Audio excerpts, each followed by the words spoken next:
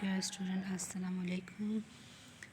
Okay, in previous lectures we have discussed about the exceptions, types and the try and catch block. We have also uh, write the programs for the try and catch block as well. Now here we are going to discuss some more facts about the try and catch block. Okay, so let's start. Okay, in previous class we have already seen the introduction about try and catch block, and now here is some another example of try and catch block. You can look at it. Here is an example. This is a demo example. Now we will go further by taking this example as a base for this lecture. Okay. Now here in this program you can see in a main you can see three variables, two variables of type int. One is a and we have assigned 10, the other two b and c we have been assigned 5 and two other variables of type x and y. Okay, now in a try block we have entered a statement x is equal to a by b minus c. Now we are going to test this statement in the try block, that whether it will generate an exception or not. So if you look at the statement, you are assigning a value a by b minus c to x. Now here the value of a is 10, which is divided by b minus c, and b and c both are 5. So 5 minus 5 will become 0. So it means that here is an error, and that is we are going to divide the variable a by 0. So it is the exception of type division by 0, and it is an exception of it is an arithmetic exception. Now how to catch this exception? We will write a catch block for this corresponding try block. So we are going to write catch and within the parentheses arithmetic exception e. Now here the type of this exception is the runtime exception, and we know that in a runtime exception we have arithmetic exception as well. So this exception is generated if we run the following code. Okay, now in a catch block we have given a println statement in which we said an error message is divide by 0. And now after the catch block you can see that we have calculated the value of y as y is equal to a by b plus c, and we know that b and c both are 5, so it will become 10, and 10 by 10 is 1, so y becomes 1. Now here you can see the output of this program on the screen, that you will get the error message divide by 0 and y is equal to 1. Now if we don't have included the try and catch block in our program, and we perform the same calculation without the try and catch block, then what will happen? You know it, that we will get an exception, and an exception is an abnormal termination of our program. So we will not get y equal to 1 if we get an exception in our program. So now in this program we have properly handled the exception by using the try and catch block. So the exception is in our program, but it is handled properly so that we get a message divide by 0, and as well as we get the output of y as 1, right? So you are already familiar with the try and catch block and how we can handle exceptions by using the try and catch block, right? Okay, now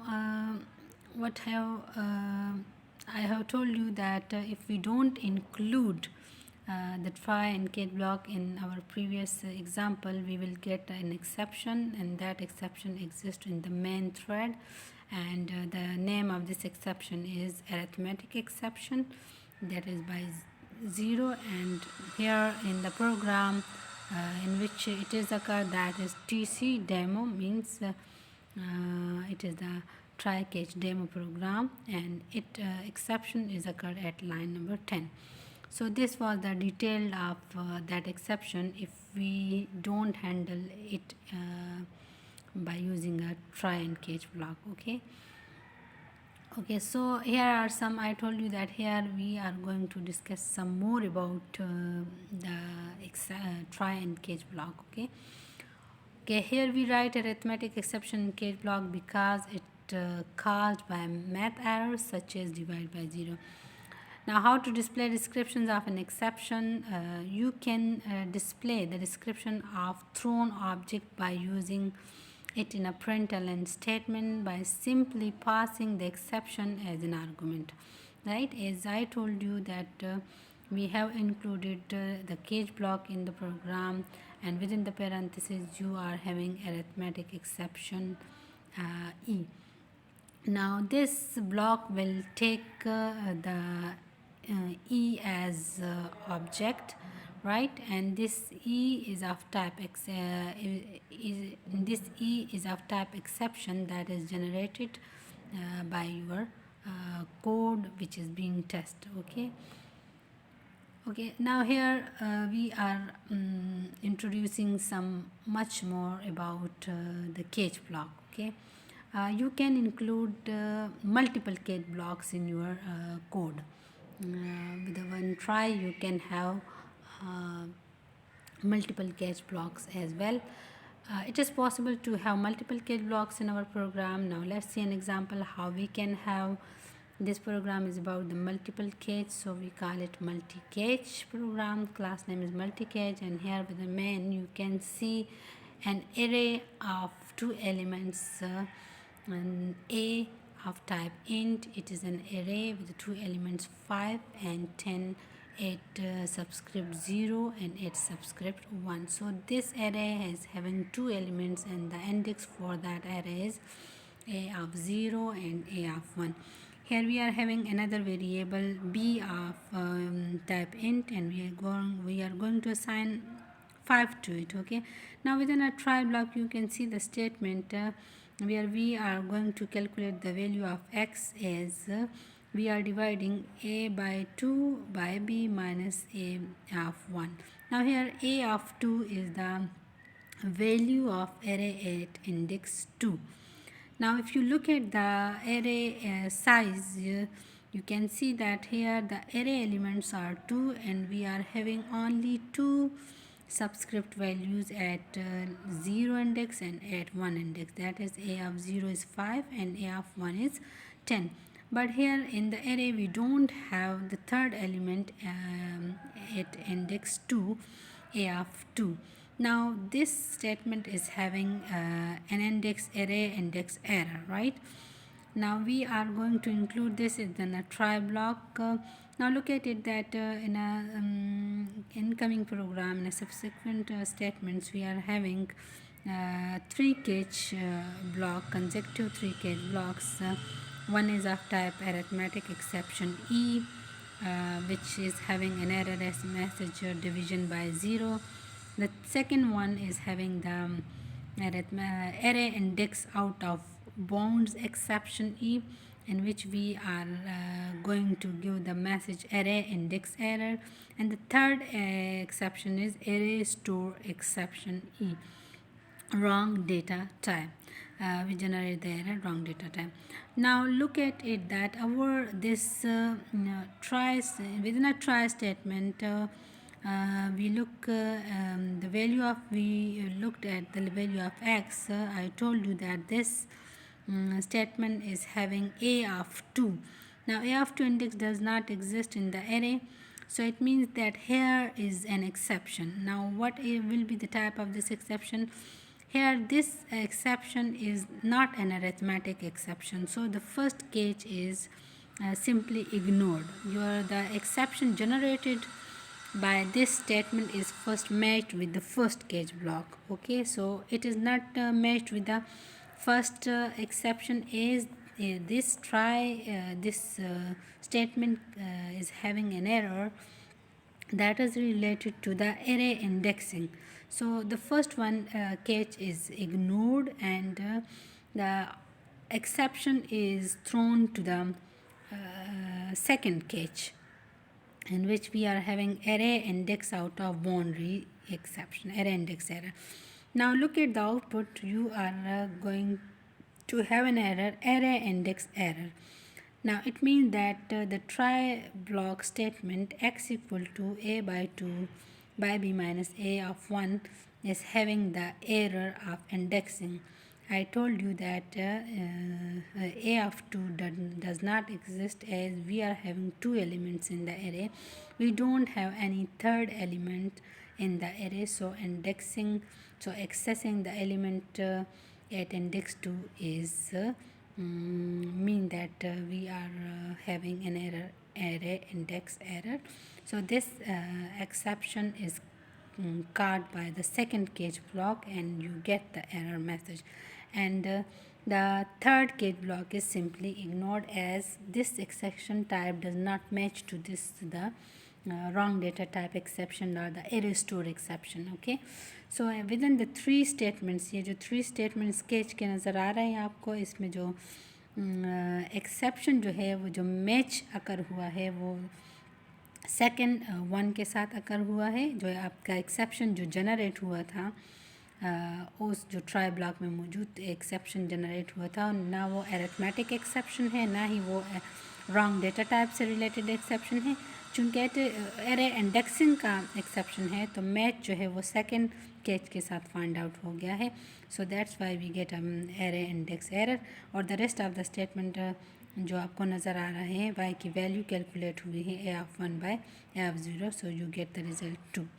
Okay, so a multiple cage is just like a switch statement in your program, जिसमें आपको case जो statement जो variable जो switch में variable की value होती है उसको हम अगेंस्ट एवरी केस के साथ कंपेयर करते हैं, और जिस केस के साथ उसका मैच फाइंड आउट हो जाता है उसके अगेंस्ट करस्पॉन्डिंग कोड जो एग्जीक्यूट होता है. So the similar situation in this, कि जो ट्राई में एक्सेप्शन जनरेट हुआ है उसका जिस करस्पॉन्डिंग केज के साथ मैच फाइंड आउट हो गया, उस केज का एरर मैसेज आपको डिस्प्ले होगा.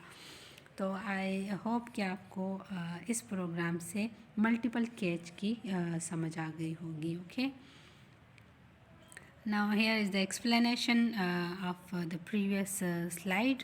So I'm not going to explain it anymore, so I'm going to skip it, but if you want to read it, you read it by yourself. Okay, so this was all about the multiple try and catch, right? Okay, here we are having another program as well. You can try it as well. I've typed this. Now look at it. Here's another program. You can try it for the exception. Now look at this, that within a try statement. Okay, now nested try statement. आपके पास try जो statement है वो nested भी हो सकता है. The try statement can be nested. That is, try statement can be inside a block of another try. जब आपके पास एक try block जो है वो दूसरे try block के अंदर हो, जिस तरह आपके पास if statement nested होता है या nested loop होता है, one loop inside another. So the same with a try statement. अगर आपके पास one try block जो है वो दूसरे try block के अंदर है, तो it means कि it is a nested. कि हर नेस्टेड ट्राई के साथ उसका करस्पॉन्डिंग जो केज ब्लॉक है वो भी मौजूद होगा. Okay, now we are going to see this nested try statement with the help of a program code. Now look at this. In this program you will have nested try statement.